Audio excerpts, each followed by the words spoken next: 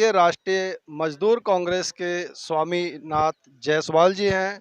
Sir नमस्कार, बहुत स्वागत है। सर, दर्शकों को बताएं कि ये जो कानून है, जो अग्निपथ योजना है, क्यों खतरनाक है देश के लिए या देश के युवाओं के लिए?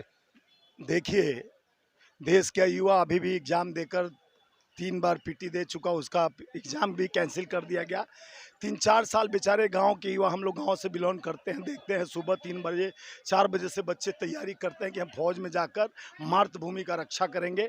हमको 4 साल की नौकरी जिस तरह से लाया गया है, यह देश को जुमला देने का, जैसे आप पहले में भी देखेंगे जीएसटी लाया गया और नोटबंदी किया गया कि पूरे देश से हम एक आतंकवाद ख़त्म करेंगे, लेकिन कुछ ख़त्म नहीं हुआ।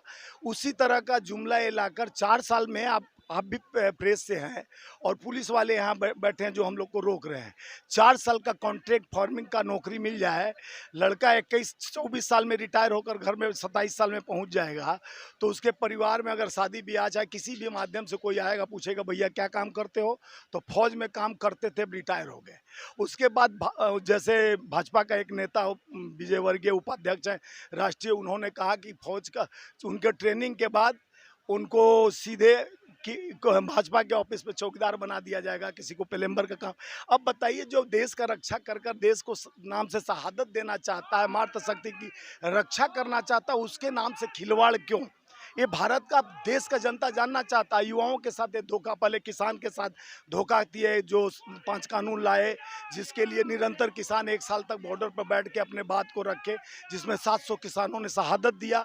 उसके बाद उसी तरह जय जवान जय किसान लाल बहादुर शास्त्री जी ने दिया था। पहले किसान को मारने का, उनकी आवाज़ दबाने का कोशिश की गई।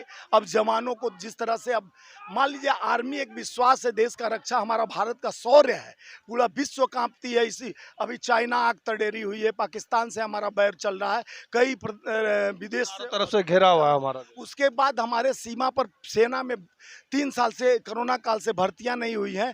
तो हमको इस तरह का आप जुमला देकर, और जिस तरह से, उसमें उनकी गलती नहीं है, वो चाहते हैं कि आरएसएस बजरंग दल के लोग ट्रेनिंग ले लें और जो हाफ पैंट से फुल पैंट में आए हैं ट्रेनिंग ले ले, वो भाजपा के कार्यालय पर आके एक सेना की तरह अपना छाती तान के खड़ा रहे कि उनकी सुरक्षा जरूरी है। क्योंकि सरकार जिस तरह से देश के लिए कर रहा है, देश श्रीलंका के तरह बाहर आएगा। 138 करोड़ प्रबुद्ध जनता, मजदूरों को मारे, श्रमिक को मारे कोरोना काल से, किसान को मारे ये 5 काले कानून से, अब मारने की कोशिश जवानों को कर रहे हो, व्यापारी जीएसटी से मर गए, तो देश में बचा। आप महंगाई के कितने करीब है, कितने दूर है? महंगाई जिस तरह से निरंतर आपको झेलना पड़ रहा है, और महंगाई की मार अलग से सह रहे हैं, व्यापार अलग से ख़त्म हुआ। 3300 फैक्ट्रियाँ मजदूरों को उस 2020 में बंद हो गया। लेकिन ये देश का सुरक्षा से खिलवाड़ करना, और जिस सैन्य का ताकत लेकर आप खिलवाड़ करने की कोशिश कर रहे हैं, यह सैनिक आपका चौकीदारी नहीं करेंगे। बच्चे हमारे देश का भविष्य है। ये सारे किसान, गरीब मजदूर के बच्चे हैं जो पढ़ के और देश सेवा करना चाहते हैं। चलिए, ये सब तो ठीक है, लेकिन जो देश का भविष्य है, जो युवा है, जो अपनी नौकरी के लिए ये जो आगजनी कर रहा है, जो तोड़फोड़ कर रहा है, देश की संपत्ति को जो नुकसान पहुंच रहा है, अभी तमाम रेलगाड़ियां जला दी गई, कितनी ट्रेनें रद्द कर दी गई, उससे जो आम जनता ही प्रभावित होती है, तो उसमें आप क्या कहना चाहेंगे? मैं भी पहले भी फेसबुक से, ट्विटर, हर चीज़ के माध्यम से हम युवाओं को आग्रह किए हैं कि हम सत्य अहिंसा गांधी के पुजारी हैं, और हमारे अपना बात रखना हमारा जन्म सिद्ध अधिकार है।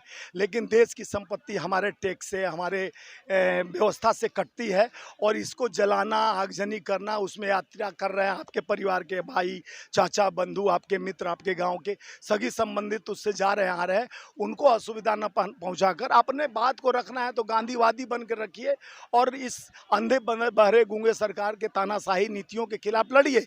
लेकिन उस नीति और सिद्धांत से लड़िए जिससे गांधी जी ने अपने सत्याग्रह शुरू किया।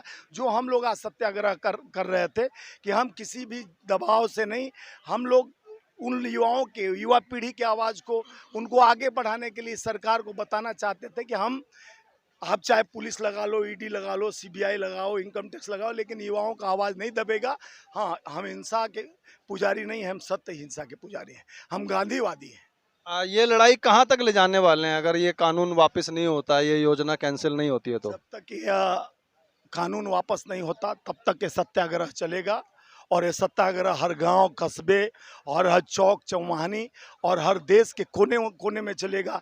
युवाओं के भविष्य से खिलवाड़ करने हम लोग नहीं देंगे, क्योंकि गांधी को दबाने की कोशिश, नेहरू को दबाने की कोशिश जिस तरह से इस देश में किया जा रहा है, विचार को नहीं दबाया जा सकता है। उस विचार के साथ गांधीवादी बनकर हम अपने आवाज़ को इस अहंकारी सरकार के खिलाफ, दमनकारी को बचाने के लिए। राहुल जी का जो ईडी से जो पूछताछ चल रहा है उसमें आप क्या कहना चाहेंगे? देखिए, नेशनल हेराल्ड मामले में जिस तरह से पूछताछ चल रही है, उस कोर्ट में एक केस चल रहा है, तो उसमें ईडी को इंटरफेयर नहीं करना चाहिए। फिर भी इस पे जिस तरह से पूछताछ, उस राष्ट्रीय नेता जो आनंद भवन, उनको क्या इंटरेस्ट है? वो ट्रस्ट का मान लीजिए डायरेक्टर हैं, तो ट्रस्ट से 1 रुपया ले नहीं सकते, दे नहीं सकते। उसमें ना आदान है ना प्रदान है। उसमें कौन सा हम 90 करोड़ रुपया उस पत्रकार को देने के लिए, घर का किराया देने के लिए, बिजली के लिए हम लोग दिए, तो उसके बाद उस आवाज़ को दबाने की कोशिश किया जा रहा है। जो जनता के लिए, जनतंत्र के लिए, लोकतंत्र का हत्या ना हो, वो सत्याग्रह करते आए हमेशा, युवाओं के लिए, मजदूरों के लिए, किसानों के लिए। तो उनसे जितना पूछना है सवाल, और लेकिन सवाल पूछा जा रहा है, उसको जिस तरह से भारतीय जनता पार्टी के प्रवक्ता उस सवाल को, वो तो सेक्रेट मामला है, वो सवाल कर रहा है ईडी, जब स्वतंत्र व्यवस्था है तो उसमें आपको कैसे चल जा रहा है पता, पत्रकारों को और प्रवक्ताओं को भाजपा की? सवाल तो राहुल जी से हम मांग कर रहे हैं। राहुल जी से अगर सवाल ही करना है तो वहाँ पूरा दुनिया का चैनल लगा दो, और राहुल जी क्या बोल रहे हैं और ईडी क्या पूछ रहा है, सत्य का तो स्पष्ट रूप से दिखाई दे, सुनाई दे। जान जाएगा कि हमारे नेता राहुल गांधी जी किस तरह का गमन किए हैं और किस तरह का उनके पर आरोप लग रहा है। जब देश उनके साथ है, कांग्रेस उनके साथ है, तो कोई भी उखाड़ नहीं सकता। राहुल जी सत्य की लड़ाई लड़ रहे हैं। ठीक है सर, बहुत धन्यवाद आपका, आपने इतना अपना कीमती समय दिया हमारी दर्शकों को। Thank you so much.